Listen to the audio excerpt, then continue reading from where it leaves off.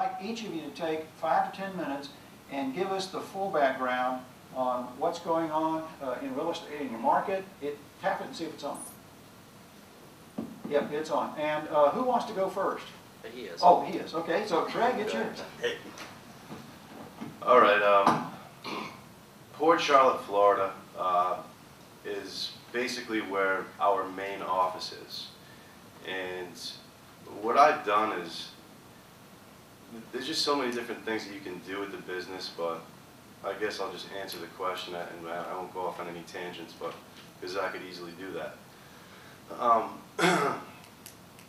I basically just broadened my marketing area through all of Sarasota County, parts of Manatee County, which is just north of that, and Charlotte County, which is where Port Charlotte is. And that's basically allowing me to reach out to a lot of different buyers, and mostly buyers is what I deal with.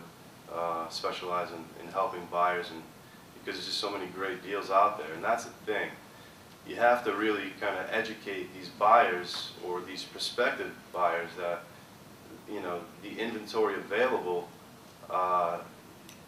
is actually there, and they are actually great deals, and you have to really educate them to let them know that these, you know, the deals that are out there are great deals. So Ken, I'm sorry, what did you want me to say? You want me to talk about the market? Yeah, or? tell us a little bit about your market. What's it like? Is it a good market, a bad market? Lots of properties on the market, lots of foreclosures, or everything is selling like hotcakes? All right, I wouldn't consider any market to be a bad market. You just have to kind of conform to the market as it happens. Well, tell me about your market then. What's it like?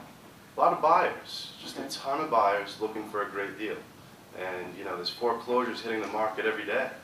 But just as quickly as those foreclosures hit the market, they're being bought up, you know. But seemingly what's happening is like, you know, like the bigger banks, you know, you have Fannie and Freddie. What they're doing is they're allowing not first-time home buyers, but owner occupants, so people who are using the property as a primary residence, to have the first bite at the apple, in essence.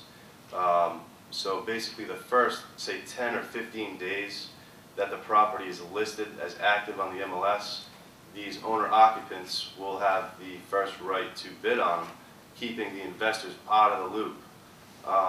That kind of hurt me in a sense, because I do try to work with a lot of investors. Working with investors is where I've made you know, many transactions successfully closed. And taking any buyer and trying to convert them into an investor is also something that I do. Just because, you know, everybody knows real estate works in cycles, just like the economy. Are we at the bottom? Well, you know, as we mentioned before, we've been seeing a trend in foreclosure pricing going up, maybe by a small percentage, but it's still going up. So, you know, there's just different ways that I present the true value of these properties to prospective buyers, and once they truly understand that what they're getting into, because some of them are really on the fence. They don't know what's happening with, you know, with the current state of affairs, you know, our administration. So they're kind of holding tight, and but just reaching out to buyers and educating them that, you know, these are truly good deals. Take advantage of them while you can, because they're not going to be around forever. I mean, you said something that really caused me to ask a question, and maybe these folks in here have the same question too. You're 26 years old, and yet you have an investor pool? yes. How did you do that? Well, you have to build loyalty. You have to build a relationship, which is one of the biggest things that I try to do with prospective buyers and turn them into investors.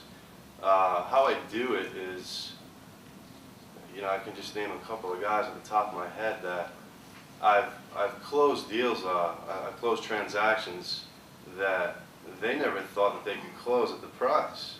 You know, they'd be listed much higher than what we actually closed on. And then we would go ahead and relist them at a better price, but now it's not a foreclosure, it's not a short sale, it's a traditional transaction. And a lot of buyers have been through the foreclosure and the short sale process, playing games with banks and waiting and, you know, not truly knowing what the outcome is going to be. Whereas a traditional transaction, you can actually know that, okay, we can close in 30 to 45 days, you know, pending small contingencies or regular contingencies. And so that's what I've done. And I've made several investors sizable profits, you know, on every transaction. So what you're saying is the investor's not buying to hold, he's actually buying to turn. To the property. relist. Is that right? To Yeah. relist and put it on the market, knowing that if he can fight his way through the hassle with the banks, once that's done, he knows it's going to be a lot easier working through you to find a regular buyer and have the property closed. Is that fairly close to what you told us? I would say so, yes. Okay. I'm going to let some of the other two talk first, and we'll get back and open it wide open here. Who wants